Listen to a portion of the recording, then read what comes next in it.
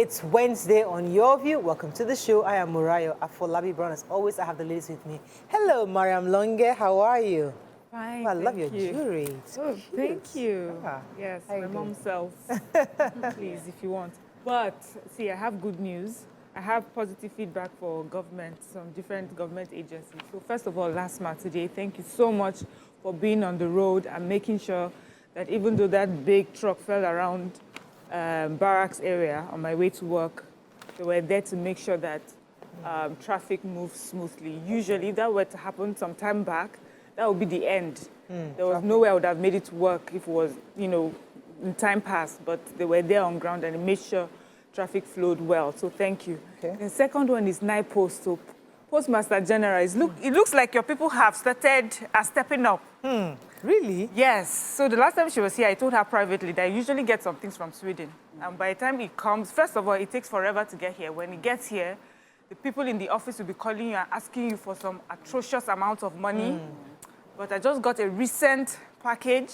I was called to come and pick it up. You for real? For a minimal fee of 500 naira. Wow. Postmaster General, it looks like they are stepping up. So well done. Fantastic. Yeah, yeah. Well done. I hope you have our number privately. Yes, I do. I'll send a message. Fantastic. Oh, good. Oh, no. How you doing, Elijah?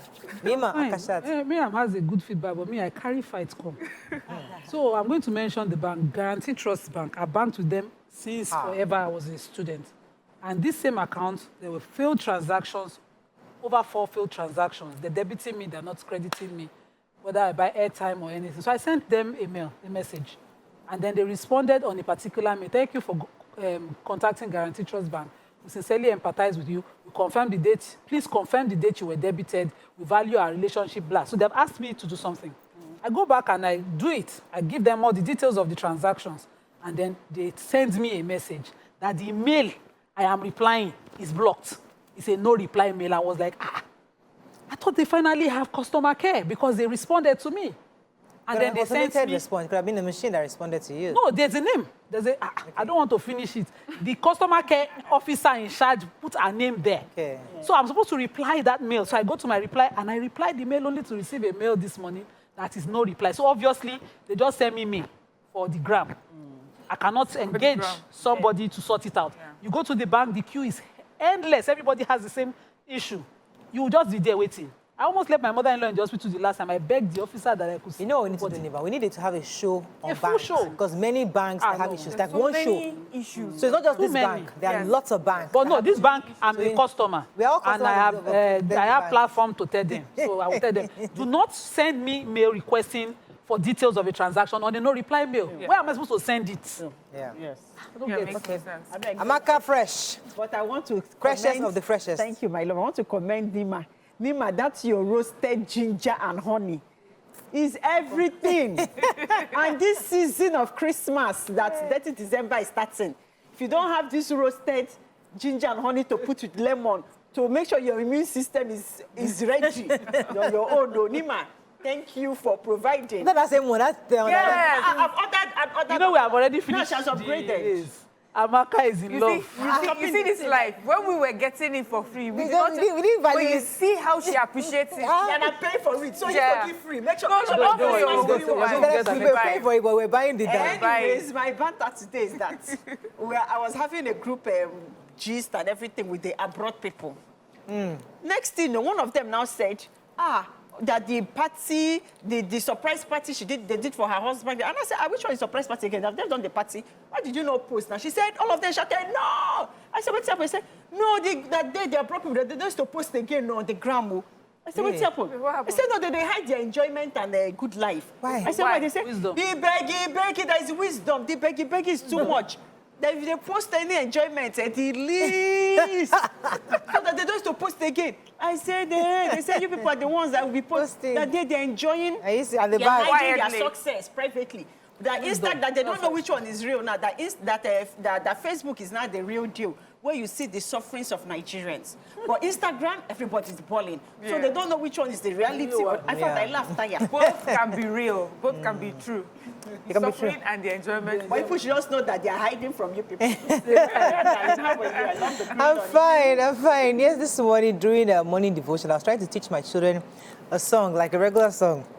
So you know the song that says, walking and leaping and praising God, like, you know, the song, and I was trying to get the kids to wake up, to stand up. And they're just like, Mommy, it's only you that has strength this morning. You know, I felt really silly because they're trying to, they're looking at me, this one jumping at 5:30 a.m. They're wondering, Madam, please, get to the prayers and let's get going.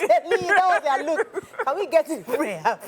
Sometimes They are so tired because really there's nothing going on in school. tired. But we're just taking it because they have to rehearse. Finish exams. They finish exams. You can't decide to go to school. Yeah, because they have rehearsals for their final Yeah. concert. So the school said we should make sure they come so they can be practicing for the concert. So they don't want to go to school. At least they allow TV time now and games. But now I'm looking forward, counting down to my help leaving. She's leaving on Sunday. I don't know how we're going to survive. Oh, you 7 will. years. You will. I don't even understand. The school runs, the cooking, the cleaning. Get somebody. You didn't get someone. I'm not getting anybody else. And we're done with help. So we're just going to face it. Hopefully, we You can can survive. get a come and go clean. Yeah, once the weekends. We're trying to get that. But if it's no help, please tell me in 3 months. Let's go on a short break. When we come back, we'll look at the front pages of the paper. Stay with us. We'll be right back.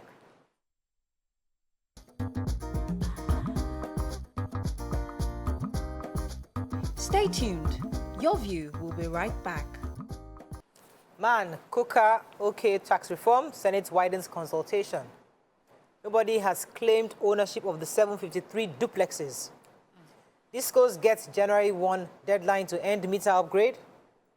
Airline crashes 1 hour flight fare to 80,000 naira. Sanwo-Olu signs electricity bill, pledges transformation. Fire causes havoc in Kwara, Yobe, Taraba, Delta, and INEC office raised. Okay, which story are we taking? Okay, major headline. Oh, there was one more. Bagudu urges council to deepen IGR. Okay. So major headline because the new tax reform is just within me. That's the hottest story in Yes, Nigeria. it's the hottest. So yesterday you should have seen videos of the House of Reps storming session yesterday. It was a constant buzz. English and vocabulary were just slamming our faces, but we managed it. So Reverend Kuka, along with the Manufacturers Association of Nigeria, have also endorsed this bill. They have asked that people allow it. For a very rare occurrence, Reverend Very rare. Hassan Matthew Kuka supported the bill and also praised the president's initiative for this bold move for fiscal transformation, and he commended him. The Senate Committee on Finance has been given 6 weeks to work on the bill and conduct public hearing. I'm hoping that will solve a lot of problems. Yesterday, House of Reps had kata session, which the president welcomed, and he has directed the AGF and the Minister for Justice, Lateef Fagbemi, to work with the National Assembly to clarify gray areas, according to the Minister for Information. And the Minister for Information also said that the president says that all genuine concerns have been addressed before the bill will be addressed before the bill will be passed. Welcome the robust debate. He said the nationwide debate is welcome. He's not worried about it. Yeah. He knows that it will clarify all fears. The Manufacturers Association of Nigeria, which we thought, according to what they said, will be affected by the bill, also are in support of the bill. The Director General of the association, Segun Ajayi Kadir, said that this third quarter economic report, that the bills are meant to restructure and streamline tax processes, establish a unified revenue service, and simplify financial obligations for businesses and citizens. The people that are talking, what are you still talking? Anyway, well, I think we That still people need really to affected. help in that conversation because usually Nigerians don't understand these things until your view discusses it. So we're going to bring in one of our guests to help us also break it down so that the average Nigerian understands, because it benefits the average, even the below the average. It benefits Nigerian, but it taxes the rich. And ensure everybody below a certain amount of money don't get taxed in Nigeria. That's a huge thing for Well, it for also relief. establishes federalism. The federal government now True federalism. will be taking about 15%. Yes. State governors will be taking 50%. Already, this revenue allocation sharing that they are doing from FIRS alone, state governors are taking a huge chunk of it. Much more than so before. we should be holding them accountable. Yes. And That's the everybody real should work. government If you is. work, Let's you move on. chop as a district. It's not our hot topic, but we'll make it a hot topic and make it a conversation. Yeah, so yesterday in Abuja at the 4th edition of Local Government Economic Summit as organized by Summit Group with the summit 25 years of uninterrupted democracy in Nigeria, the place of local government in rural development and food security. We had the Budget and Economic Planning Minister, Abubakar Atiku Bagudu, who has advised local government administrators to stop depending on federal allocation to fund programs and policies. He says the time has come for them to look inwards to harness internal resources that abound in all the 774 local government areas in the country. As we remember, he was former governor of Kebbi State, and he also recalled how he leveraged rice and cassava when he was Kebbi State governor to change the fortune, of the state. The Kano State governor also said that local governments are uniquely positioned to identify the challenges of those at the grassroots, as well as proffer solutions and addressing the same. The former Kebbi governor, also continued. He says that local governments should learn to use comparative, that they, first of all, that they have various resources in their domains. They should use comparative advantage of such resources to boost their IGR. And so many good things, were said. And I love that conversation, charging local government to look inwards, stop depending on states, federal and state allocation. There's so many things right within the grassroots that you can leverage on and change, the economic situation at the grassroots. And I hope that they hear us. So I bring great tidings. Nigeria's oldest carrier, Aero Contractors, altered the stakes in the industry yesterday when it introduced a new airfare to trigger competition for the projected spike in passenger traffic for this season. They rolled out the 80,000 naira one-way offer for its passengers, and this is going to be ongoing until the end of January. Wow, yes, this is fantastic. So it covers their 9 routes, which includes Lagos, Abuja, Port Harcourt, Benin, Asaba, Sokoto, Yola, Calabar, and Kano. So this is a time to go book your tickets. Other carriers are charging not less than 110,000 naira for one-way tickets. And they also said that the management of the airline have thought through the business strategy for rolling this out to make sure that its cost recovery and sustainability has been applied to it. So that's what happens in the private sector. People compete, pricing different things used to. So that's what we're hoping to get in petrol so eventually. So I'm happy about that. We'll see how that goes. And that's true. I was going to take the discos. So yesterday, the federal government told the discos that they have till January 1. Giving them an ultimatum to complete all their standard transfer specification. That's the meter upgrade they said they wanted to do. The NERC yesterday, the Nigerian Electricity Regulatory Commission, gave the deadline yesterday, threatening to sanction any errant operator. They mentioned this on their NERC, on their X handle. It's vowed to impose penalties of any defaulting discos. The statement said that NERC has directed discos to rapidly conclude the migration of the STS meters for all their customers to prevent disruption of services. During the Q4 meeting, the Commission warned that daily penalties will be imposed for each meter not migrated by January 1, 2025. So we're hoping they comply, because this meter upgrade has been going back and forth for a while, and it's the reason why the government was saying that they must not charge the Nigerians for the upgrade. They must have to incur that cost on their own. But we'll see how that goes. Another story in the nation. Moving on quickly to the Punch. Tax reform. Tinubu orders review as protests persist in National Assembly. NLC slams Nwufuru as Akwa Ibom joins strike and Kaduna withdraws. Air passengers lost over 19,000 luggage in 6 months, says federal government. Owa Obokum, at birthday ceremony, Adeboye tips brother-in-law as next monarch. Ekiti CP defends Faro Timi's arrest in Lagos, alleges cyberbullying and defamation. Reps order suspension of CBN mass retirement, 50 billion naira payoff. Emefiele cronies acquired 753 duplex estates with forex kickback, says EFCC. You have called me. And 80 billion naira court orders former AMCON MD's arrest. Okay, let's go on. Let's see how much minutes we have. Is there time? Go ahead, take one story. Okay. We take a story, we'll be right back. Stay tuned. Your View will be right back.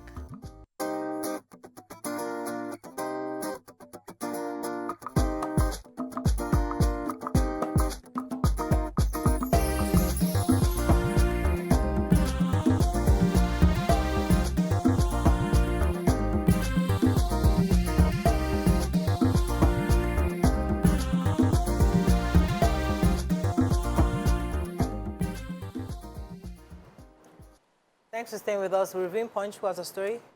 Go ahead. The Memphis story. So the EFCC alleged that in the course of their investigation of the 730-something building, what they call it, scrap building found in Abuja, they found only one gate man manning the whole 7-something buildings in Abuja in 2023, and they got tipped off by someone in the surveyor's office in Abuja, where they found this building and they went to investigate. In the course of their investigation, they revealed that the former CBN governor negotiated kickbacks in return of allocation of forex to some companies who were in desperate need for forex for their lawful and legitimate businesses. And the investigation also revealed that these kickbacks he got and paid through a crony, one Ifeanyi Omeke, who ran several errands for him. And they went to Ifeanyi Omeke's office and investigated, and they found this building in September located the building in September this year, and with the assistance of the Abuja Geographical Information System using results and coordinates, and it revealed that the said properties was an abandoned, deserted, and only one guard was manning it. And they went further and discovered how it was paid for. So through different companies, he paid in tranches. A total of 2.2 billion naira was paid for this building. He first of all used one account. One different company paid 900 million naira. Used another account, pay 700 million naira. Another account used for 600 million naira. Total of 2.2 billion naira. And the directors of the companies were arrested and voluntarily detained in the course of investigation. Funds used in the acquisition of the properties are highlighted in one of the documents EFCC is relying on that they relied on for this recovery. So we're waiting for final forfeiture order, as far as I'm concerned, because this is huge. It was said that this property was it was an intended public property for housing that they had decided to bring to their place. It was not public property. They colobby, like Imran would say, to their place. So I hope that the EFCC follows through. So another fraud case, the Lagos State Special Offences Court in Ikeja on Tuesday issued a bench warrant against the former managing director of the Asset Management Corporation of Nigeria, Ahmed Kuru, over alleged 76 billion naira and $31.5 million of fraud. This arrest was also arraigned and was scheduled in court with the managing director of Arik Air, Captain Roy, also the receiver manager of Arik, Kamilu Omokide, Union Bank PLC, and a company, Super Bravo Limited, for the alleged fraud, which contravenes Section 96 of the Criminal Law of Lagos State 2015 as Section 278, subsection 1B, and Section 278, subsection 6 of the Criminal Act. Yes, sorry. Yes, so they're also saying that every other person made an appearance in court except Ahmed Kuru. And based on this, the judge was displeased with this, and then they've issued a bench warrant for Mr. Ahmed Kuru, so that the case can proceed, yes. So air passengers, they say about 2,000 air passengers lost 19,274 pieces of luggage between January and June this year. The federal government has revealed data that was obtained from the half-year report of the Nigerian Civil Aviation Authority. As we know, the body that regulates civil aviation in our country has indicated that 19,250 passengers were delayed for long hours during this period. Many air passengers face challenges, including loss of personal belongings, ongoing frustrations with poor experiences they encounter at various airports. They experience delayed or abrupt cancellations of scheduled flights at various airports. The data gives us the numbers, which is good. I don't know how often we see this in the papers, but it gives us the numbers and also names the different airlines. They said Aero Contractor has 37% delays with 1,192 operations. Arik had 59% delays. Then on the list also Overland Airways, Air Peace, Max. In fact, as far as I'm concerned, nearly all of them, you know, have recorded flight delays over this period that was under review. And what I was hoping to see also at the end of this conversation is to say, this is how much that they paid as compensation, passengers as compensation. But unfortunately, we still don't have that in our country. I know that, they said that it exists. yes, well, exists, but it's not implemented. Really And I know that this particular minister has tried to revive it, and hopefully we try to see that, you know, going forward. Yeah. Maybe this will deter some of this wrongdoing that's happening. Cancellations, just changing. You know, people get to the airport, and it's at the airport that they'll find out that their flight has been cancelled. That's not right. Okay. I was going to take the story on the Ekiti State Commissioner of Police, Mr. Adeniro Akinwale, was actually defended the arrest of the Lagos-based human rights activist Dele Farotimi for alleged cyberbullying and defamation. In an interview yesterday on Tuesday, Akinwale said that the alleged offenses committed by Farotimi included defamation of character, cyber stalking, and other things, noting that those two allegations were fully established. So many people have condemned how he was arrested, saying that they drove him from Lagos all the way to Ekiti. I'm not sure, is there a plane is there an airline in Ekiti, where, I mean, an airport where they could have flown, because they drove him from Lagos to Ekiti, and that was that many were condemning that was wrong in the way and manner in which he was arrested. However, the police are insisting that the facts they have against him are well established, and that they're defending their arrest of him from Lagos. So we'll see how that investigation goes. Did they get an order for that arrest? Well, I think it was based on something he said concerning an elder statesman chief, Afe Babalola, on his page. But we'll see. Again, I don't want to go into the details, but we're not really very clear on the specifics here. All right. Vanguard, tax reform bills, Kuka, CITA, NECA, Pengasin suggest a way forward. Sanwo-Olu signs Lagos electricity bill. 27 years after, Adeleke presents staff of office to Oba Alabi. How Nigeria can turn natural resources from curse to blessing. Don't expect drop in petrol prices, Pengasin. Osimhen turns down Man United January move. Simon Ekpa must answer for his atrocities, but release Nnamdi Kanu, says Southeast residents. Cooking gas average price of 12.5 kg rises to 56%. And NBC, South Africa relaxes visa rules for Nigerian tourists and business people. Okay? Okay, so I have cooking gas. The Vanguard took a very serious report on in this article about how the cost of per kg of cooking gas, is it kg they mentioned? Yeah. Yeah. From 700 naira per kg has gone up to as high as 1,700 per kg now. And they base this on naira. They say the dollar and the exchange rate. They said cooking gas has risen by 55.8% this year, and in the first 10 months of 2024. So the old price used to be 9,000 in 2023, and now it's about 16,000. That's for the 12.5 kg. And they said that there's also indications that it will still go higher this season, the holiday season, because of the cost of the dollar, and because this is totally based on dollar exchange. You know, we've taken this thing over and over, and I'm worried. There should have, been a way to do better, because we have this gas here. But Right. Yeah, South African president has announced that tourists from Nigeria can now apply for visa without submitting their passport. This was at the 11th session of the Nigeria-South Africa Binational Commission in Cape Town, which our president attended. He said that the visa processes have been simplified to facilitate travel for Nigerian business people and tourists, with measures such as a 5-year multiple entry visa. So he also pledged South Africa's commitment to removing constraints on greater investments and addressing the challenges faced by companies in both countries. He says they mark 30 years since the establishment of diplomatic relations between both countries.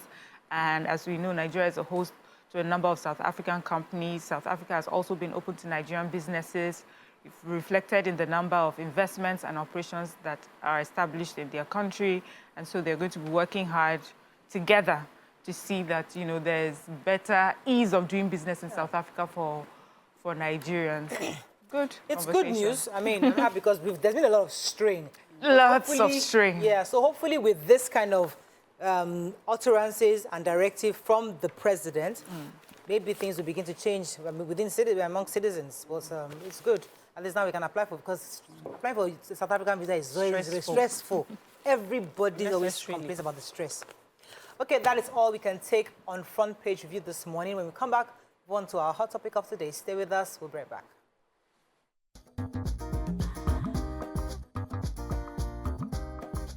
Stay tuned. Your View will be right back.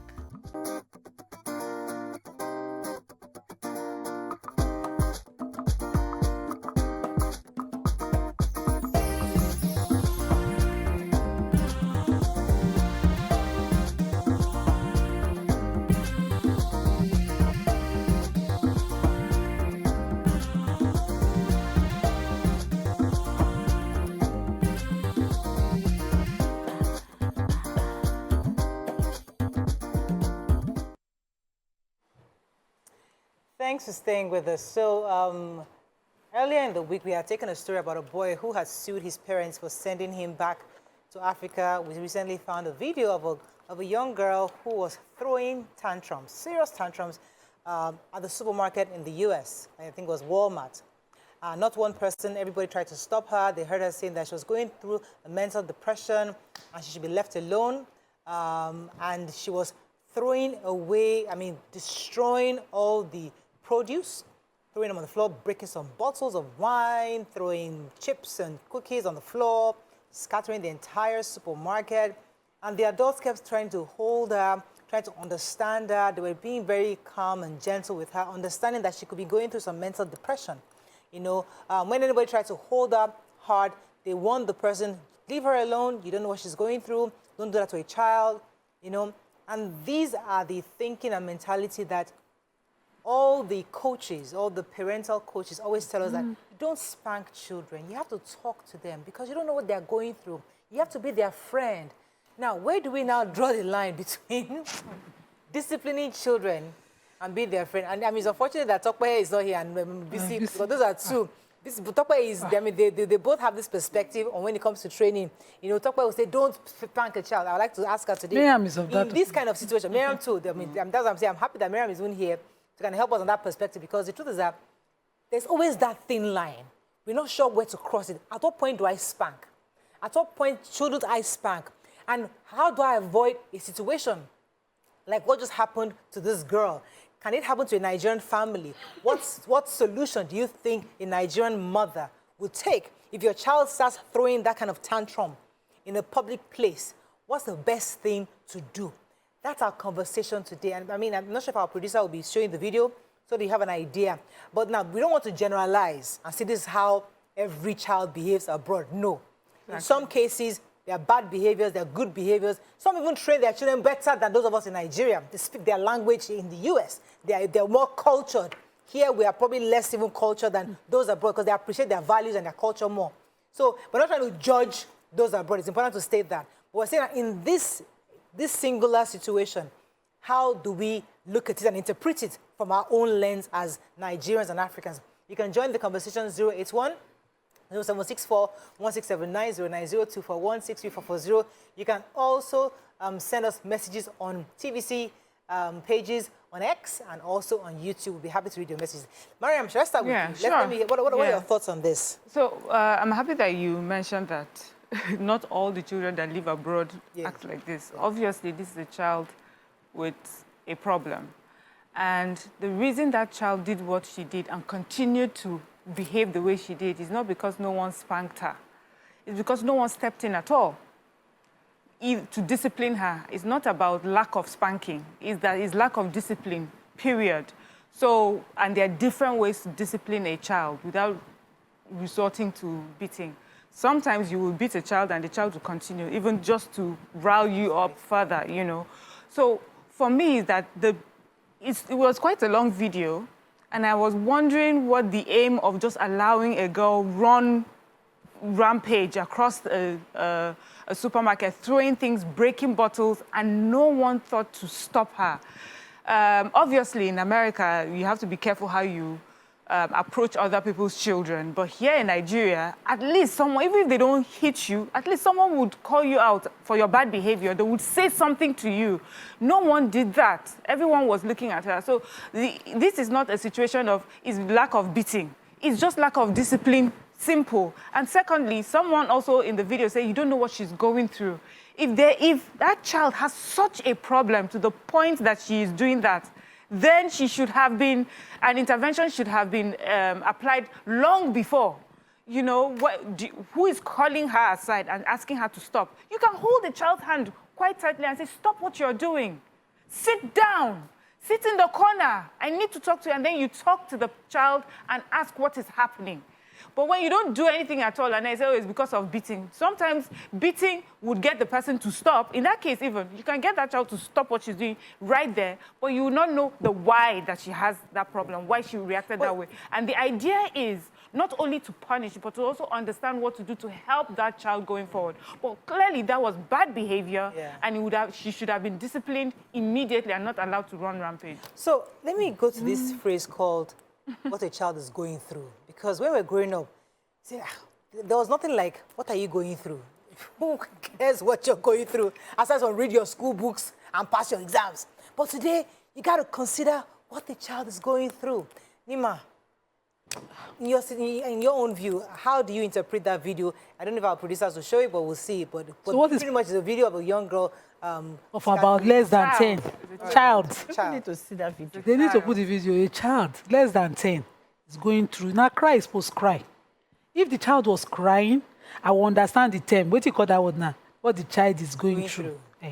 But the child that look his mother in the eye and chalk base, because I don't know who clear that bill. Because when they arrange the damages, look the mother in the eye, the father in the eye, and bring that damages home. If I don't beat that child publicly, that child should be sure that once the doors are closed, like my mother used to do. My mother wants to beat a child. She hates people telling her, Tito, don't beat her. So my mother will pretend and smile at you while you're doing your rubbish outside. You get inside. The beating you receive, whenever you're outside, you'll be remembering that instance and how to comport yourself. I don't understand. This child had a field day in a full shopping mall, matching. The one that she dropped that did not break, she matched it. She go to the shelf, she drop it. If you watch the video, you can torture a parent. And then the child, we're supposed to have new rules. I saw that post on somebody's page and she said, are we ready for this kind of environment and society and their rules for raising children? Because Nigerian parents out there need to have new methods. They need to start to devise new methods of raising their kids. This freedom, limitless freedom, and I don't think freedom is limitless anywhere in the world. I don't think so. This limitless freedom that is so promoted, you can choose a gender, you can discontinue God's creation, gender in your body, you can do anything. It's too wide. It's something that must be calculated. I was just wishing that child was in Nigeria. If the mother did not beat that child, I would have bought a pancreas for that child. Mariam, to help me to understand, where do we draw the line? Because the Nigerian perspective, the cultural perspective, and the fact that I have to understand that there's a possibility that child is going through something. She could be going through bullying in the school that we don't know about. She could be going through, there could be issues because we were never considered, our feelings and emotions growing up were never really considered. Like, what are you going through? Like, I remember my uncle telling me that.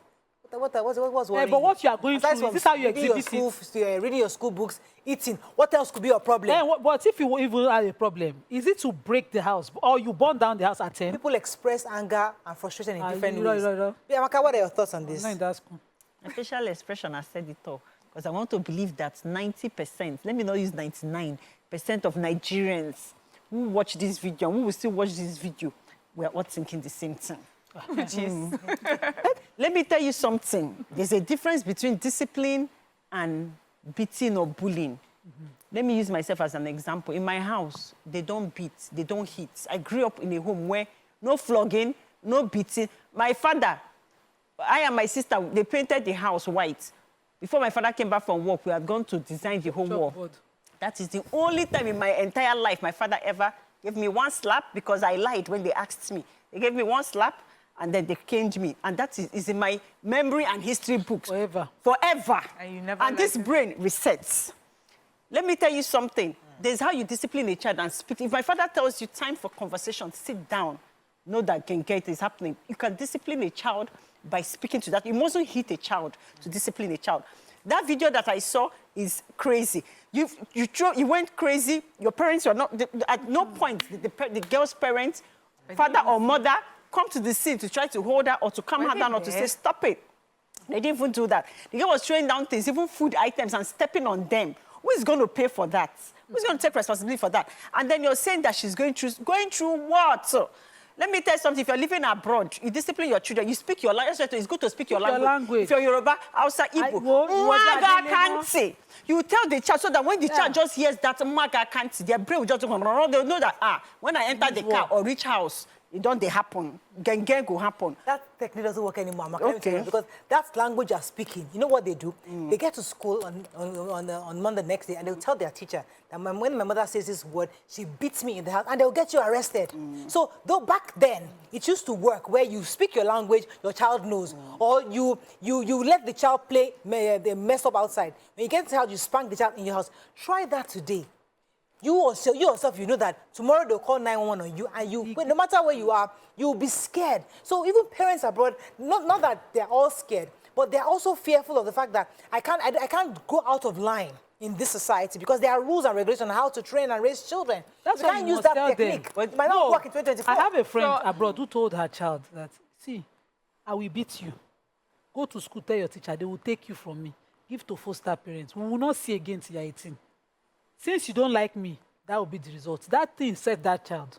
She understands when she's being disciplined inside the house. She should not have a conversation with teachers. Let me even tell you, let me tell you the real one that happened in London, where the kids now went, two of them, now went and reported their parents. Every day they'll be threatening their parents when they want to discipline them that I will report you. And they both went and reported. Okay. So when they reported the parents, they now took them to one nice house like that. They say, and they come there even they discuss and say, oh, our life done better, eh? See where they want carry us go and everything. Took them to Paris and stuff. When the real thing now happened, by the time they finished the court case process and everything, they now saw the real place that they were taking them to. Cry, beg. They've been begging, crying. The parents say, no, you will stay there. You reported us. You say you don't want. That place, they've taken, you will stay. Now, the children, they've been running kitty, kata, kata, looking for how now for them to come back home. Because now, they've seen that it's not that enjoyment that they used to treat them, that we're taking to a better place. They don't see, no, be waiting to happen. So, as I said, when I started having this conversation, that this conversation is not about beating or not beating. It's about discipline, full stop. And I like your story, where, you know, you're able to show that you were disciplined without being hit. Some of us are trying to do that with our children, but we were beating as when we were growing up. And I have come to understand that sometimes what proper discipline without beating can do, just beating is unable to do it. Beating can shut a child up. Beating can, you know, you are able to punish someone and stop the behavior right in front of you without necessarily addressing the issues. Now, for me, I feel that child to have thrown the sort of tantrum she was doing at that supermarket is a lack of discipline long before then. It was not about lack of discipline at that point. This is a child that probably has seen people express their frustrations that way, has been allowed to express her frustrations that way.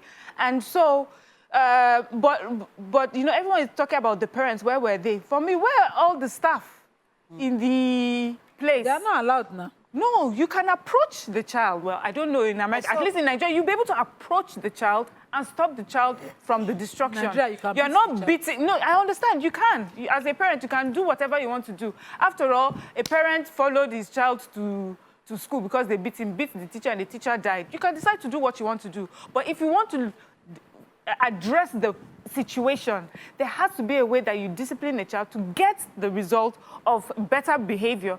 And, you know, for the better, there's this show that I like to watch. I can't remember it now. But it's a nanny that will come to your house, especially to parents who were dealing with children that they could not handle. Super nanny or something like that. So a lot of them, these are Oyibo children or Oyibo families that will believe, oh, they just allow their children. But this is an Oyibo nanny who calls out parents on their lack of discipline, you know, and she has never taught them how to beat. She teaches them what to do, what to say, that just a word, by the time she's done with a parent, just the word is enough to, you know, correct that child. we in Africa, we have it too now. Your mom just needs to look at you a certain way. She does not have to raise that hand. She needs to just look at you a certain way. I remember growing up, I used to wish when we were in trouble. Pause for a second. I'll take that story when we come back. We have to go in the shop. When we come back, we continue this conversation. Stay with us. We'll be right back.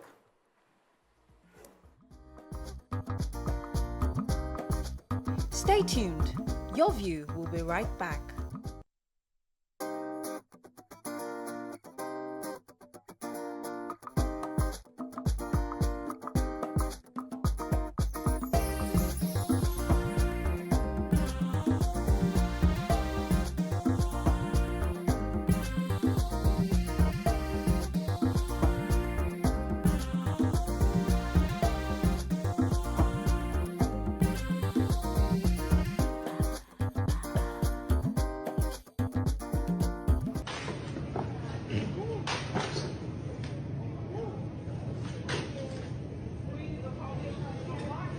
Thanks for staying with us. So that's just a bit of the video that we saw on social media.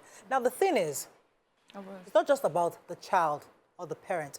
We must also consider the society at large. Because society has made it such that even passers-by were reluctant. Yeah. Everybody will bundle that child, like, whose child is this? Yes. But here, most people were just minding their business. A few tried to just intervene, and still, they were only to get that. So it's not just about how the child was raised or how the parents' intensity is, but also society. What society allows. Has not empowered the citizens to able to take charge or correct bad behavior like this. Just to also give context, let me just, Yes. for context, because when I saw that video, I just wanted to find out. I had heard that in Walmart, that when people come to rob them or steal from them, the staff will watch them stealing from them and they cannot do anything because there's also the fear that you could be charged for assault or trying to, when you engage that person, the person may sue you for battery or anything. So they just watch them, make sure that you're on camera, whatever the liabilities are, you will pay eventually in court. So that's how that is handled. And I was saying earlier, before we went on the break, that I remember that growing up, my mom would beat us, of course, and talk to us. But I always remember that I hated it, or I was more afraid when she said, I need to speak to you. And I can remember all the times she has sat me down to speak to me about something. I remember why. I remember how I felt. I remember how embarrassed and humiliated and not wanting that. But all the time she beat me, I cannot remember the reason she beat me. I just remember the beating and some of the scars. I don't know why, And so, for me, I don't like for us to always make it about it's a beating, not beating thing. It's a lack of discipline, period. How do we do the discipline? Okay. I My have daughter, experienced this several... Okay. when she was 2, almost 3, the rule was if you're giving something, you tell mommy. I just gone through loss of a baby. And so I was in a very sad place. It was the first week. And she just came home seeing me there. Because for a child who understood that, mommy, your baby have gone. Those were hours when I lost the baby. She had a level of intelligence. I expected her to not. And suddenly that week, she goes out and she's trained something. I was like, who gave you? She said, my neighbor. I said, but you're supposed to show me. Well, I said, you are not supposed to eat it. Well, and then I said, get on your knees. And then my daughter runs to the door. The way I was raised, I needed to establish my authority that early because she tested it that early. I locked the door, sent my girls out, locked both of us in. Her father, fortunately, had gone for CDA meeting, and we established authority, including sitting on her when she tried to bite my legs off. You have to establish it at the beginning of tantrum, not handle the first tantrum that she's just throwing tantrums, excusing it. So she knows that it will be excused. Now, the society they live in even have different rules. There are ways you establish your authority for different children. All children, no be talk. True. If you have 10, you can be talking to 9, and they'll be hearing. 1 will tell you, say, it's all mere talk. 1 will be engaging you and be testing you. What do you then do at that point? Thank God we're in Africa. You do something. You establish authority. Some you even beat them. They will still be like the one that sued their parents. Do you understand? So what exactly do you do to establish authority? Because my husband would now say, if my daughter was doing something now she's older, he would say, once your mommy they come now, your mommy now winch. There's a fear that when my mommy is having this conversation with me, there's a likelihood of a tougher consequence if I don't listen. Yeah. So how do you establish it? So Okay, I hear the believe that, question when you spare the rod, you spoil the child. I believe in that analogy, right? And I believe that disciplining kids in this day and age, I believe it's so simple. You know why? Because they're addicted to so many things now. So you take those things that they love away from. See, during our own time, what you take away from me, you take away my novel, my meals and boon. I too love. It will pain me. So now, is their phone, watching TV time. So many, there's a lot to take away from these children. To the ways of discipline them. You mess up for a whole month. No TV, no Wi-Fi in the house. So it is easy. Their brain will reset by itself because they can't do without those things. Then go to school and go and tell this teacher that you cannot do your assignment. You cannot meet up with your assignment because there's no Wi-Fi at home and things like that. Yeah. Then you take away house helps. You do the chores. You clean, you wash plates, you help in the kitchen. Your brain will reset. Are you kidding me? What's the consequence of child not watching? I want to answer You go chop. Tosin, thanks for calling. You're live. Tosin, are you there? Hello? Yes, you're live. Yeah, good morning, guys. I am a first-time caller. Welcome to the show. Yeah, thank you very much. In my own view, due to what I said, that lady, she has been possessed. She has been possessed. It's not ordinary. It's not a physical something. It has gone spiritual. I must be frank with you. You might not understand. Because what that lady is doing, I don't even understand. It's not ordinary. It's little child like that to be doing such a thing, breaking bottle, do all these things in the mall. Very, very bad. Look at it. It has been possessed. She has been possessed, sorry. That's just my own view. One of the things I've learned from all the coaches, including our in-house coaches, is that what Africans don't understand, they spiritualize it. So there are many things that we don't understand. Because we don't get it, it has to be possession, that she's possessed with a demon. We get that. That is a possibility in some quarters. So how do you but there's also there's a possibility, as we said earlier, that there be factors, societal factors, behavioral factors, family factors that could have caused this. I was going to come to you when you're talking about the example. You're going to say, you're going to say something earlier. No, I was also respond to Nima. Nima gave an example of her daughter who is supposed to ask her permission to eat something, and there's something that parents we don't like to hear is that sometimes some of our children's bad behavior is a reflection of us. I'm sorry. I'll give you an example of my child. I'm here and I know that you're a wonderful mother, but I know that we have a different methods. My child was about 3 years old and he went to a neighbor's house and they gave him something to eat. And he refused to stay in that house. He was crying.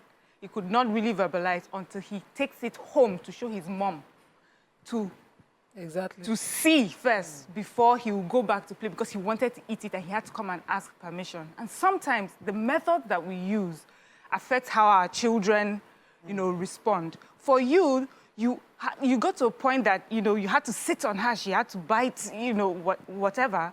But for me, I feel that there are some things that she may have been allowed to get away with. One, I'm not talking of you specifically. Two, where there's some things that she saw her parents doing and how she got out of situations, that allowed that, she felt that it was okay for her to imbibe that behavior. There are some things that my children do, bad behaviors that I'm upset about. But if I sit there and I think about it, I know that it is me. And unless I change the way that I do things, especially with myself and how I react with other people, my child will continue to reflect my behavior. So if, what I'm saying is that you may have used hitting, to instill that authority. But for me, it is, I will take things away from you. I will punish you. And there are so many ways that I can punish you. I've told you people, I used to have my son, my compound, he will sweep the compound. He will take a broom and he will sweep the compound. He will do things that he usually would not do, or maybe he will ask for time off and he will not get that time off. And many times that was enough at that stage as a child. As he's grown older, he's testing me in different ways. And I tell you the truth, I've reached many points that I feel like I want to hit you. Like if I just hit you, it will just make my life easier. But I know, especially that one, I know for him, hitting will just be another excuse of, you have failed, yes. So I have to figure out different ways to punish him. And I have found different ways to do that. I'm not saying that it's easier. It is definitely not easier. But my plan and I hope is that this boy would learn the lesson for the future and not just being afraid of me hitting Let me take Shola. Thanks for calling your live, Shola. Yes, good morning. Morning. Great program going on. Thank you, sir. I'm Pastor Shola Digoke. I like to add this. The standard of the Bible in Proverbs 23:13-14 encourages us to make sure that when our kids are going offline, we should spank them. Scripture says in Proverbs 23:13 that we should not withhold the beating of a child. He said, if you beat them, they will not die. Go and check it in Scripture, Proverbs 23:13 and 14. So it's something we need to get introduced into the home. I'm not saying that we should beat a child mercilessly, no. But, you know, that's why the cane is there. I doubt it if this girl is being spanked at any time. Because, you know, in our training days, if our mom and our dad just look at us from the eye, it's more than being slapped. So I'm seeing this age running away from, you know, spanking children. We're not saying you should beat them mercilessly, but the Bible supports a situation where a child can be beaten. I'd like you to check it in Scripture. Going forward in verse 14, he said, if you beat him, he will not die. That's the word of God. I submit. I wanted Amaka to jump in here, but let her jump in here. Okay, let me jump in a bit. So I want to say two things, right? So one, for example, is something that happened to my dad when he was a child. That the story, we are saying, the story even disciplined us till now. And we are using to, siblings are using to discipline their own children. Where my dad had gone out and then the neighbor, you're not supposed to eat. And if they give you something, you should look at your parents, whether they'll do yes or no before you eat. And they did no. But as a sharp guy, he chopped the chicken. They reached house. They bought plenty chicken, cooked it, and told him, start eating. So my family used to say, you go chop up. You go they chop up. He was throwing up. You must eat that. You want chicken. Chicken kill you there. You must finish that chicken. And that changed the whole narrative for my father, his siblings, the children, grandchildren. That story has followed generations, that you know that. If not, you want food, they will kill you with food. And then secondly, a friend of mine came to me recently and told me something that happened in his house with his child. And then the advice I gave to him, when I finished him the advice, he said, oh, Mom, I didn't think about it. I said, I just want you to know something. That as a parent, as an adult, you have to make sacrifices. That just know that people are not celebrating Christmas in your house this Christmas. Christmas is not for your home this Christmas. What your child has done, the other children must also get punishment for it, so that they will be the ones attacking that child. That's so you made us, there's no Christmas present, no Christmas dress, no Christmas anything, no outing. All we are doing as a family is sitting down. You tell them that as a father, I have failed. Yes, you have to also use brainwashing. I told you at some point, if you can even start crying in the family meeting, I say it's time to call family meeting in your home. Then you tell your children that I failed. For my child to even do this thing, I failed as a parent. So now it's time for us to reflect, come back together as a family. No Christmas for us. Everybody will suffer. Amaka, that happened in my house. I said, that is what you need. There's no Christmas for you. And then you cannot be coming back 7, 8 o'clock, you're home. All of you must suffer it so that the other children will correct and check them. Do you know that example? Just an example. It happened in my home. There was one Christmas. Every Christmas, of course, Santa Claus. My children opened their gifts and they look at their face. This was not on my list. This is not on my list. No Santa Claus next Christmas. And since then, there's no Santa Claus. What do you want? What do you deserve? Simple and short. Because we now realize these are children that and it affected everyone, but we had to do it. And so there was no need for beating anybody or anything. That conversation happened. Nima, let me come to you very quick. So you need to apply certain consequence for it to register. Our mothers that were giving us is Iladi, Yabara, all of the times that it applied at learning curves. That made us know that this thing we are doing, even when you are doing, you'll be looking back. And once you sight our eyes, you will rewind. Because you know that there's a consequence for that thing the moment there's a privacy. That applied in my house. You see this one you talk about, eat and die on the food. That was done to me because this is my mouth, I know the belly food. It was done to me. Well, then I choked on a pot of jollof rice and chicken. In my life, I know how to measure portion. But my daughter that particular day, what she did was test me. If I let that learning curve slide, several more will accompany it. She does not, I have not applied the cane. I have only been warning her. You know how mothers do threats too. If I catch you, if I hold you. But if you never hold the child, you will never hold the child as far as the child is concerned. You have nothing to threaten. Nothing. You must apply that consequence at some point when it is safest, when it is best, not when, and there's 8 appropriate beating. I don't longer beat my children. I just threaten them now. Let me go on a very short break. When we come back, we continue this conversation. Sorry, we'll be right back. Stay tuned. Your view will be right back.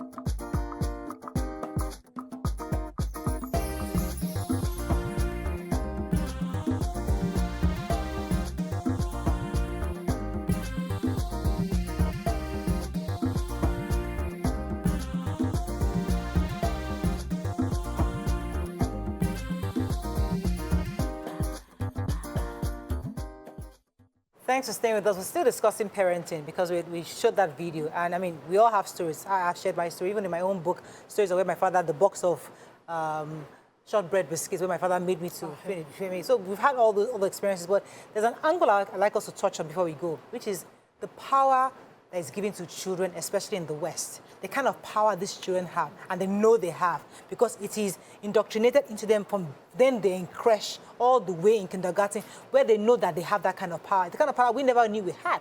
And it kind of helped us to condition us to be dependent solely on our parents. But they are dependent not only on parents, also on the state. They're dependent on their children because they feel that these are avenues that can save us here. The only person that can save you is your parent. So if your parent says no, guess what? It's no.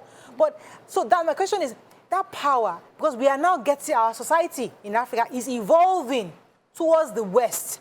Is it something we need to continue to do, or should we rearrange ourselves? Say, okay, have that power, release or curb the power we give to children? Because here now, we're telling children that, listen, it's your life. You have to make your own choices. You know, their parents telling you that you don't have to be, that you have to be friends with your child. I remember that was many years ago when I was having kids. When my first child was about 7 or 8 years old, Mrs. Olaya, my former principal in Corona, she was our speaker in my church. And one of the things she said that stuck in my head. She said, your child is not your friend a day before 18.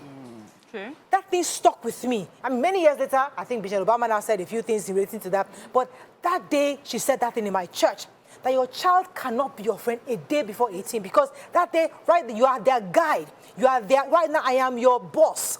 You live in my house, you eat the food. We can be having conversations, but we're not friends. You must see me as your boss, as a person that leads and guides you. Lagos State, for instance, we have child protective laws that limit excessive power for parents. So you cannot carry your child and say you are angry, mercilessly abuse your child. When you... sorry, this call is very far. Oh, yeah. Oregon, in the U.S., now, far place. Thanks for calling. You're live. Good morning. Olamide. Good morning. Good morning. Go ahead. You're live. Yeah, just wanted to talk about the topic, the Walmart, when you brought it up. Yeah. The reason why we don't allow the employees to intervene, because I heard one of your hosts was talking about when they have criminals coming, is because they insure the stores. Okay, so anything stolen, insurance will pay them back. So if your employee, if they intervene and they're injured or killed, they can sue the store for putting their life in danger. So that's the reason why they don't allow them to intervene. Just give them the chance to steal anything. Insurance will pay for the items back. Now, in regards to the child, in where I am right now, the parents are willingly giving up their children to child services. That we have what is called the voluntary program, where you can give up your child, where you have children that they are now they're slapping therapists, they're slapping their teachers that are in school. So they're out of control, and the parents, most of them they're mostly single parents. They can't handle it, so they are willingly giving up their children to the government. And we've had that increased rate now over the past 3 years where I live. So single parent family is very hard to deal with this kind of children, and unfortunately, that's what we have going on right now. Okay. So thank you very much, Olamide. So he's suggesting there's a possibility that it's a single mother who doesn't have that, they don't have the partnership to the firm discipline opportunities. So they give their child to the states because they've even given up on raising that child themselves. So that's what he was saying. But others are saying, I think the anti-Taiwo said that there's a possibility the child might be autistic. There are different angles. We don't Someone see is that. saying here that There's a child might be autistic. Olonirua says, this child is sick. At this stage, it is convenient to say the child is stubborn. And we think spanking or other forms of punishment will help her. Let's take a few more comments. The condition will worsen as she grows up. She needs professional help and quickly too. Mrs. Tijani said, Mrs. Tijani said, children need boundaries. Like adults, we all occasionally need a mental reset. Yes. Know your child and understand that there are repercussions for your actions. You can't leave a child to run rampage. We're not in a jungle. Exactly. And he says, no spanking does not mean no discipline. Give Amaka the Grand Commander of the Niger. Moses, sorry, let me finish. Yeah. Moses Lawal says, something too lightning fast, Igbaru, Ifoti would have quickly restored her to factory setting. Spare the rod and spoil the child is not a joke. Even Jesus did not preach to those gambling in the temple. Rather, he flogged them out. So like how Moira was talking about, what should be done in terms of too much power. So I think communication is important, where I sit my kids down and I say, the state has put certain laws in place to protect you from abuse. Because those laws were put to protect the kids from abuse and certain things, right? So now me go tell my pikin, say, this is the law. If this and this happens to you, you should report it or whatever. But when it comes to discipline, if you do this, there are consequences for your actions. And this is that. And then if you now also push the law towards us, will you lose us as parents? And I'll also give you case studies of people that have gone, foster care homes, things that happen and what you can be susceptible to, where peer pressure, rape, everything happening in care homes. So by the time I finish talking to you and communicating with you, let me take this story. I'll come to you, Mary, in a second, please. Otumba Karim said, sadly, I believe our society is inadvertently raising children who will feel entitled and above authority. As parents, we are our children's mirrors. If we weren't properly parented ourselves, it's challenging to parent effectively. I like this because recently I just told you guys what happened to me on Sunday. My daughter, we're having a fight over what she's going to wear to church. So we're having that back and forth, right? So eventually, I was really upset with her. Then Monday morning, she was taking her time because she was really upset with mommy on Sunday. How can mommy be talking to her? So Monday morning, she took her time dressing up for school. I kept wondering why she didn't come downstairs to have breakfast at the same time she does every day. She took her time. I didn't say a word. I didn't even call her. When the other ones were ready, you got in the I car. got into the car. Simple. And we drove out. That's it. Then she came downstairs. Mommy had gone, and she just thought I'd wait for her. So now she had to walk. Now a neighbor now saw her walking, and now took her to school. That's it. Later I came back home. She was just doing like normal. Hey, hello, mommy. Hello. And you moved on. And I moved on. Yeah. But later I called. I said, don't you think I deserve an apology? And she now apologized for what happened. But you see, I was able to make her see that you cannot. I didn't beat her. But that's what I'm saying. Don't pass the age. But yeah, she's probably past 12 years. Pass the age. because my mom did similar. Anyway, if she were younger, she wouldn't even have you would have sorted that out. When she's younger, it's even easier. But I love the way that she handled it, and that's how I see. In fact, someone was telling me of her child that she's always trying to get him to get to school early, always late, and then one day they get to school, or it's in the morning, he's looking for one uniform or the other. You get to school and no shoes, only socks. She dropped him off with his socks. You go in, you don't try and, it's not the beating, you don't try to fix it. The next day, there was no day since then that he forgot his shoes. In fact, he became the child that will make sure everything is ready. And, let me shock you, Mary. The next day, she was ready 6:45. That's it. Downstairs, waiting for me. So that's what, but I want to say... What's Mary? You had asked the question where you said, it seems like we're moving more towards the West. Yes. But I don't think so. I think that, at least for now, I think that we're coming to a place where we're more balanced. I think the West have gotten to the point that they have gone over, where they've sort of held the parents back. The parents cannot really parent properly, especially when it comes to disciplining, their children. But for Africa, I think that there's a balance, because we are coming from a place where a lot of violence and abuse used to be associated with raising a child. I'm not saying that that's how it is all the time, but we had issues where we had abuse. And these conversations we've been having is teaching us that there are different ways to do it and we can balance it. So what I see people do is that there's the conversation part, there's the methods that you use like this, but also we also have a society that understands, I may not be able to beat another person's child because they say we should not beat, but I will talk to you, I will eye you. I will tell you that what you are doing is wrong, and I'll move on, and I'll be calling your parent, where's this person's child, you know, and you move on. And so we're still able to maintain discipline. The key word here is discipline, and I like what he says here. He says, for him, he sees a false dichotomy, as in not spanking or limitless freedom. And that's one thing where every time we have this conversation, I feel that we always mistake. When we say, oh, it's because this person is not being beaten, means that the person is not disciplined at all.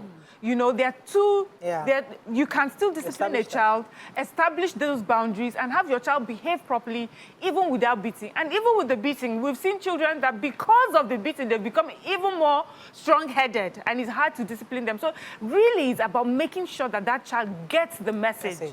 More importantly, more than instilling and showing your power over the child is what usually violence. We have to wrap up on this, unfortunately, because I think I like how you wrapped it up, Mariam, where it's not about the spanking.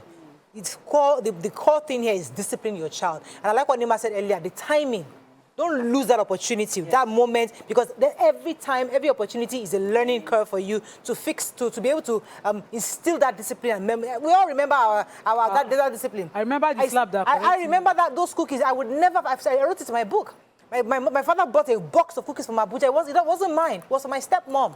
But my stepmom also had sent me cookies. So I thought it was mine. So I opened the cookies and I was giving out my neighbors. I was sharing. Saturday morning, I would never forget it. But my mother's PA came to my time and said, Mommy, I heard that Murayo finished the talk biscuit. She has opened it and given it out. Is that his own? Please, give me money. Let me go to Lagos to buy. My mother said, lie.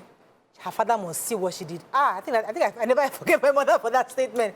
My father woke up. It was needed because my father woke up, saw that the carton was still there. So, you like biscuits? You will eat biscuits. Dining table, sat down there, and this man was there, Mr. Femi Falano. He was there because he used to work with my dad. He was there. He was begging on my behalf. He sat me down there with boxes of cookies. You finish the talk biscuit and shortbread. You finish it today. Start opening it. I was eating. They were begging. I was eating the biscuit. After that day, if you give me biscuits, I would not eat. But you see, we all remembered. So it's not about spanking all the time. They were beating you every day. I was day. spanked. No, they don't beat you every day. They don't beat you. No, maybe it doesn't change. This morning, I told my son, I said, you pick yourself up from school. He was running after my car. Mommy, please, I'm sorry. Because he will pick yourself up from school. Some things you don't beat every day. This last word. Establish your authority. Because we also know that discipline doesn't also end with kids or teenagers. Because even in my university, I think my year one, final semester, I had a boyfriend, and I wore one tight, short, hot skirt that I wanted to wear to school. My mother was dressed up, but she just came out. She just saw me, like, ready to go to school. She said, where are you going to? I said, I'm going to school. She said, like this? I said, yes, now. But the skirt long, but it's in tight somehow, then transparent. She said, you're not going to school like that. I said, what do you mean? I'm in university, adults, 18. Who are you to tell me? I arranged myself. She said, no, you're not going today. She locked the door. She tore that skirt from, I will never forget that. She tore that skirt on my body. Yes. My mother, she tore the skirt on. She said, today, you don't go to school. I didn't go to school that day. When she came back, she said, you don't go to school. But if you want it, I will tear. Not be person tell me. We have to wrap up, but that's all we can take. But really, parenting is a conversation we have to continue to have. As Nima always says, we'll all get our report card, not now, later in future. We'll now review all the things. Stop threatening us. Our report card. Let us pray that God will help us, that our report card will not get our report card. Let's go to a short break. In God's hands. When we come back, we'll bring in our guests. Stay with us. We'll be right back.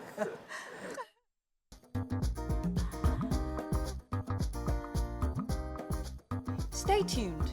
Your View will be right back.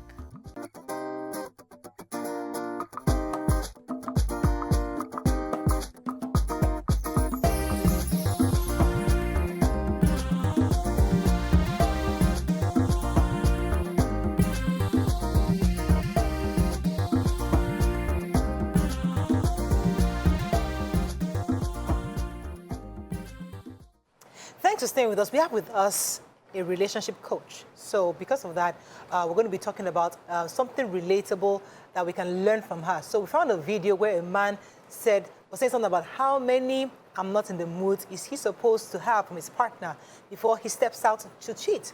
You know, saying that the constant rejection can lead to cheating. In the context of this is that, especially as women and wives, you know, we're not always in that, we always need that romance to get in the mood. But a man sometimes, the reason why some men cheat or go out is because they can go and pick this lady, bam, bam, they don't need to romance her. She's ready, bada bing, bada bang, she's done, he's done, and he's satisfied. But we get upset because we want the soft words, the kind words, the softness, you know, and that is just too much sometimes for a guy. Yes, when he wants to do that special, he can do it, but usually they want this bam, bam, bam. So the man is saying there, how many rejections do I have to endure before I finally step out? That's the conversation here. You can join the conversation and call us on 081-270-53687, 091-390-7694. You can also send us messages on X and on YouTube. We'll be happy to read your messages. Let me start with you. Welcome to the show, man. We have with us, she's a relationship expert, for founder of the Heart to Heart Foundation, convener of the True Relationship Conference, Dr. Stephanie O'Hare. Welcome to the show again. Good to have you. Thank you. So we're discussing this matter. And I don't know what your thoughts are. I don't know if the ladies want to jump in before I bring her in. Because okay, I can even start. Please start. First of all, the question says, how long will I take this? Let me go beyond. Let me start by saying that anything relationship is responsibility. So, like you rightly mentioned before we got on air, that men would like to, go overboard to do all these things and not wait for women to express themselves. But I feel in relationship, when it comes to marriage and, a relationship like that, romantic relationship, you need to understand the gender. You need to understand who you're embarking on this journey with, because we are emotional beings. And I can't change myself. Just like I'm a female, I have estrogen running through me.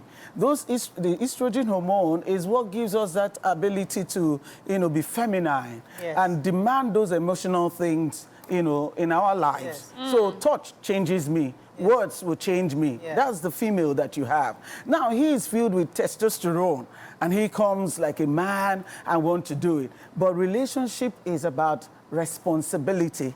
Is about, being compromising, having understanding. So if you want to come into that arena of relationship, you have to be matured. So you can't always be selfish. You can't want it your way. I'm talking to both parties. So when it comes to men, there are times they want a quick thing. There'll be a time that the man will, relax. And again, it looks like relationship is men-tailored.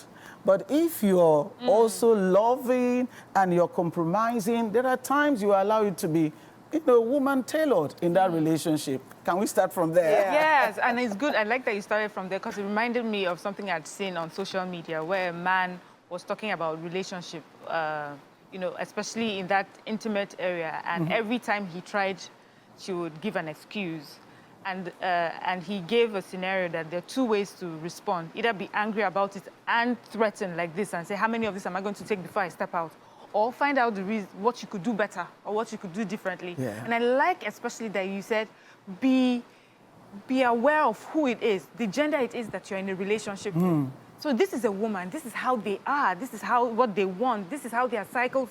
Some men, in fact, I think until recently, some men just knew that you're on your period for a certain time. They did not understand the hormonal and emotional things that go on with being on your period. Even pregnancy, there are some men that be like, she's just pregnant, she can still do all these things because they don't understand that it takes much more than just being physically a certain way.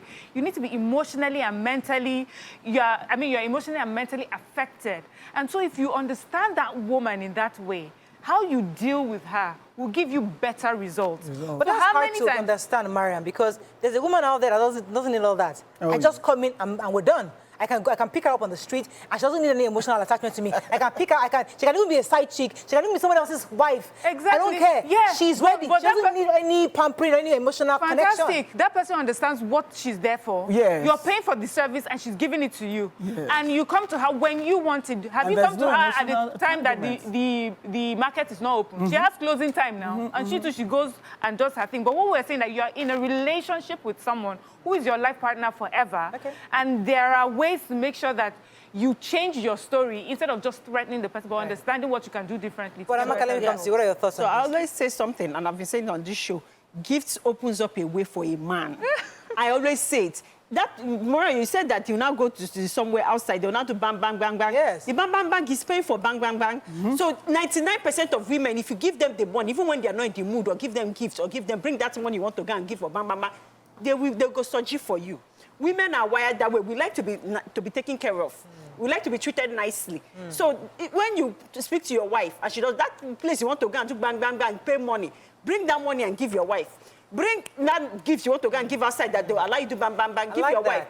It will happen. They go soji for you, gift. You can, even if your wife likes popcorn, and you know that they want to do, once you're coming back, buy popcorn. As they treat the popcorn. What you're saying, a lot of men take women for granted because you're the wife. Hey, she's available. They take it for granted. But now, from this angle, it's like the woman in the house also has her own needs. It doesn't have to be physical. So you cut her as you're cutting the people outside. Give me the money. Was that a way to a man's heart is through the stomach. Just yes, there are several ways. Yeah, several in giving gifts. I wanted to ask you, Mrs. O'Hara, yes. Women who wager this thing, this sex, yes, for every negotiation in the house, everything they want. If I say, oh, God, we want to travel, he says no, I hold it back. If I say, oh, God, I want to buy a new car, he says no, I hold it back. Is that healthy? Because this man is stating something that happens. We know. Some women are angry. They don't want to have a conversation. They say no. That's not how we are raised with women where we are from. You deliver and continue. Yes. Well, using excuses to barricade sexual commitment in marriage is wrong. It's really wrong, because if we even go through the Bible, in my belief system through the Bible says that your body belongs to your partner. So it's not even your own. You're not supposed to be padlocking it anytime or using it as a weapon of demand. It's not. First of all, you also have to understand the makeup of man. Man is moved by sight. So if you're not even, because let's say for our women that are married, after cooking, frying plantain and cooking soup, your body is all smelly, you go to bed like that, who is going to be turned on? At the protest, yes, who's going to be So that means you're using style to if I'm bargain. protesting, I will not go and dress up. I'm not inviting But now you have to be ready. You also have to, make the atmosphere ready. Most times women are not inclined to sex because of how the men treat them sexually. You're not supposed to be treating the woman as a sexual body. It's a relationship. So that's why God even allowed it, so that you speak to her. In speaking to her, her brain system is wired to turn up, because certain hormones that favor sexual intercourse will be released in the system. But Dr. Stephanie, it's just too hard. Too hard for the man. Yes, it's just too hard, because, you see, one second, my head, because these are men that are raised to be conquerors. In their mind, maybe in their 8 days, they have like 3-4 different girlfriends in different parts of the state, and they've been doing stuff without too much pampering, too much talking, in the relationship. So they are saying that, listen, I am in this marriage. Yes, there'll be time for, let me buy you gifts, let me do this for you. But there are times where I come in at 11 p.m. and I want you right now. Don't tell me that the kids are being. I want you to roll over and I'm sort of. And the woman's like, no, I'm tired. Okay, let me tell you. Can I ask you about? You say men that are already in it. How did he get me? He talks. Exactly. Most men know how to talk, and some of them are even thirsty. That is Papa Amaka and Papa, whatever, those old ones. But however, there's a communication. Communication is one vital factor for relationship. Even if you want a 1 minute sexual intercourse with your spouse, the way you say it, you can't just come in front of me and stand up like a soldier and say, get to bed. Yeah. No. There's a word. And to be fair, and to be fair to women, if you already understand her language, on the days that you want those, she's right there too, because she knows that you get it. It's not that every day. What do you expect?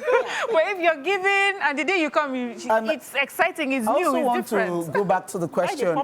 Could it be that, the question, could it be that certain things happen before the woman, would do something like this? Let's just look at that scenario. There are things that are lying on maybe on ground for both of them to discuss, but they are not discussed because we men, if you have an issue, must settle the issue before sex.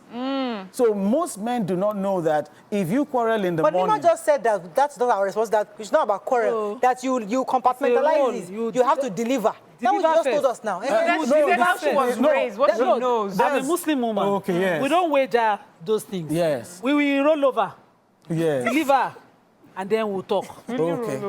All right.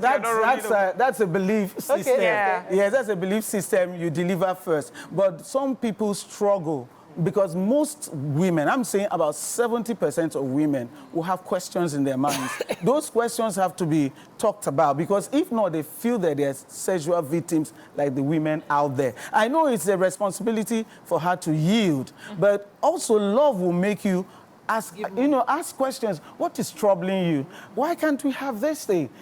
So it's not just going and having your own way and leaving her as a victim or somebody that is a sexual companion only. Yeah. That's why we say marriage is a responsibility, because you have to understand, just like how you understand your children, is how you understand her.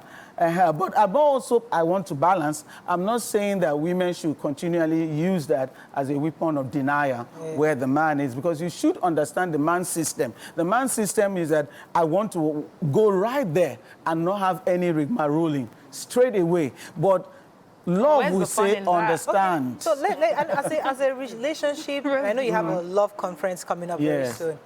February next year. Oh, next year, February. Yeah, 2025. So when you say love conference, I mean, what are the kind of things you teach in these kind of conferences? Because these are all part of the lessons that men need to have and even women need to have in their homes. So give us some of the kind of lessons you think we can learn. Yeah, I've been having a conference over 20 years. Wow. So we have different topics, and like this team coming next year will be hearts and scars.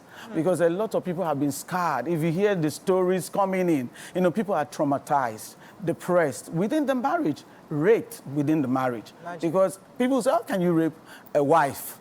Like going to her without consent because she's trying to say, can you understand me? But, sorry, ladies, I also know you're a Christian counselor.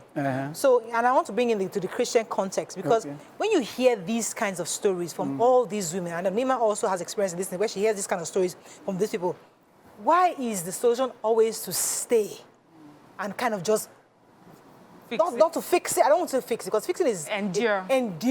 It's to, because a lot of women are traumatized. They're going through these issues, but because of the sake of the context of Christianity, or the context of Islam, Allah gives you a pass to live. But in context of Christianity, these women are probably encouraged. So is there a way?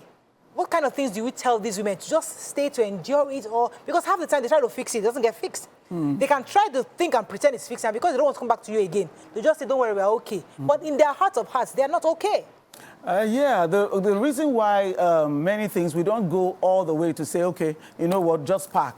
Then you're giving a paradigm, another kind of paradigm to the next coming generation, because that means there's no patience. Anybody can just do anything and say, okay, I'm packing and going. I know people that after 1 week of marrying, just because of shouting on each other, and you just arrived at my house with your load. I bet you made the choice, okay? In your own courtship, you're supposed to observe. In your relationship before the marriage, you're supposed to know the person, what happened. A lot of people go straight into sex, but sex will not make you understand the person.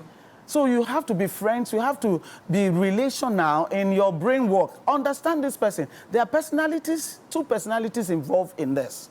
So do you know the personality of that person? Because you know that people do not easily change. If they don't easily change, then you have to understand your personality. If that person is given to anger at first, so how will I manage that anger when I marry the person? That's why courtship or relationship after marriage is good, because that's a knowing ground. But a lot of people make mistake to have sex first and think sex is knowing. Sex deceives you. In fact, in the brain, the area that handles you being able to know somebody, the knowledge of knowing somebody, is the same area that handles sex. So when you upload your own with only sex, and you're deceived to think that you have known the person because you have intrinsic knowledge about the person, you see that you have been deceived. When you get into the marriage, you're just looking at, oh my God, what character is this? I did not even know this. I didn't know this. But gifts can do the same. Yeah? Gifts can do the same. Yeah. Of course, if you're a deceiver, like when she was starting saying men want to go straight. No, men are positioned in a way that they can easily manipulate situations, and women will not solve your problem. Yes, they do. When they give gifts, you believe them.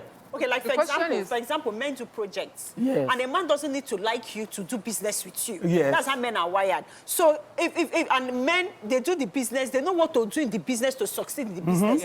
So this has nothing to do with love within a marriage. It's about a man knowing that this is my business. I know what to do to succeed, to get that. Yeah, that is the reality. Yes, Men always know what they're about. Yeah. So he knows that I want this thing. I know what to do to get this thing. And it's not just by getting this thing. We're not just talking about having the sex. How about getting the woman there? It's not just to drive the car. So me, you park the car well. Eldorado number 9. So what he's saying... There's a way you call it, get her to Bethlehem. The explain this to me, I'll get it. Do you understand? Yeah. So men know these things because they are wired to do projects. So if they want to do that thing, this is a project for them. As they come from office now, bros, even though with the quarry, go down, they send message, hi baby, I saw you're looking beautiful today. Can you send me a picture? You already know how to get your business. You don't need to But some men don't know how to do this thing. They should learn. So instead of threatening them and saying, how long before I step out, is what do I need to do differently? How can I do it better? How do I make my... Now, see it, how that conqueror, not every animal you conquer by running after it and throwing arrows at it. There are some animals that you take your time, you behave like the animal, you dance around the animal until you can get the animal. So understand your animal, and then you know how to conquer it. But there's a question you asked her, which is, gifts, don't they do the same thing as sex? Oh, yes, gifts do the same thing, because when you give somebody gifts, you make the person to break the walls. You make your partner to break all the walls. Observing mistakenly. Yes, and everybody, see, when it comes to the space of this marriage, you can be vulnerable to deception. Any partner can easily deceive you because they know what to kick in order to deceive you. She asked a question, if people are traumatized in relationship and marriage, why do we still want to, have them stay? Yeah. It's only when I tell people to separate will be when there's violence, when there's beating, and when people are sick, because a lot of people are on the edge of being maniacs. And they're sick, they're depressed, so we don't know, because in our country... I don't totally agree with you, Dr. Stephen. Okay. Because it's not only physical abuse that is abuse. I'm coming there. The emotional... There are stronger, deeper mental effects of emotional and verbal abuse. Yeah. So women, because I know it's not just you, it's everybody always says, as long as it's not beating you, just stay. Yeah. But I think that phrase has been misused. Yeah. Yes. And we have totally watered down the gravity of the kind of abuse women go through, because those verbal abuses, those emotional abuses cut deeper. I was just coming there because maniac, actually, I said on the verge of maniac. Maniac is a medical word for someone who is almost like getting mad. So let me use the word mental. That's where you're going. So if there are many mental cases. So we have people dressed in very good clothing, but they're on the verge of losing it. And here in our own culture, we think that when people are mentally depressed or when they are mad, is when they remove their clothes and running outside. That's when they are mad. But a lot of people are well dressed, but they're actually mad upstairs. So they will need mental health. In doing that kind of thing, you will need to also have them separate, because if you don't have them pack out, you're going to actually be injured or killed. I mean, there was a case I was told about in having heart-to-heart interaction sections. So this person wanted the wife to not to go somewhere. And the wife said, okay, I'm going to prepare everything and then leave and have your food, everything set. But he was still angry, because by the time he got into the kitchen, she did everything, but she forgot to close the tap very well. So he was now dropping water and all that. That water overran the sink and came on the floor. God. Do you know that man waited for that lady to come in, the wife to come in, to clean up, took her to that place? And the water was still running. And there was water on the floor. And she was trying to, and say, have you seen what I'm telling you? Have you seen it? Have you seen it? And she was saying, look, I've done everything for you, and I told you, and I came back even on time to still see you. And that is why he raised his hand and they were talking. She slipped and fell. No. Now there was this edge of the tile. There's a step in that kitchen, and that's how she died. She hit her head, her skull at the back. So you see so many things. Now you're going to, will you analyze the case to say what's going upstairs? So some people do lose it. Some people are not mentally okay, but they are dressed up. But that's for the man. What Morel, I guess she's saying, is where a man is not physically abusive of a woman. Yes. We can run her down. I had a client whose husband would say to her every time. He didn't. Verbal abuse. There was she's as clean as she has. I call her a model. That's how beautiful she was. And he would say that cannot amount to anything. Yes. She had a gig. She wanted to go. He left her in the rain, saying, "You are going into the world. The world would corrupt you." He would tell her things that mentally she would not believe in herself. Shouldn't she leave She would that not kind of marriage? aspire. That's the question. Shouldn't she leave that kind of That's the kind of marriage? mental Since the abuse. question is directed to me. Yeah. If it's verbal abuse and is also going mental it's going to affect her mental wholeness, then you have to separate them. Yes. At that time, she won't even need to go for counseling. She needs to have a mental coach and go into a mental clinic to have a... Because there are some people that will use this verbal abuse and demean you. Yes. Your Self-esteem essence will be lost. And you'll be looking for yourself. Even in your marriage, you don't even know who you are. And at that time, you're not ready to function. If someone is actually mentally deluded by this verbal abuse, she can't function as a wife. She can't function even well. But let's go back to our question, which is saying, how long will I continue like this until... If this kind of thing goes on, like, 4 months will be too long for a guy. But if we say, okay, 3-4 months, then seek help. Because you love your relationship, then talk to somebody. Because you're not going to say, I force you, woman, go and do something. That woman needs to be talked to. Don't you agree with that? Absolutely. We agree with you, Dr. Ari. I think we can wrap up on this because we've run out of time. But I think really in a nutshell, let's take a few comments on social media, then we wrap up. Fadeke says it is best to do it every day, saying that the men have a 21-day-a-month target. There was one Is it financial? he said, in the good old days, all he had to do, this one says, all I had to do is tell my wife, happiness is building up and she'll get it. Okay. Oladi said, they like to give excuses for what they are capable of doing seamlessly. Okay. Someone said, treating a woman nice is not bribery. That's treating her nicely and being sensitive to her feelings. Men will do that to side chick before they can get them. So why would they not do that to their wives? Carl Michael says, Amaka don't drop update. Do transfer, everywhere go soft. All right, I think we can wrap up. Let Dr. Stephanie just wrap it up for us because there's got to be a message you give out to women and to men separately on this matter. On this matter, I would like to say that we need to engage the virtue of patience when we enter into marriage space. And again, understanding will help you, fill your house with pleasures. Let's have room for understanding.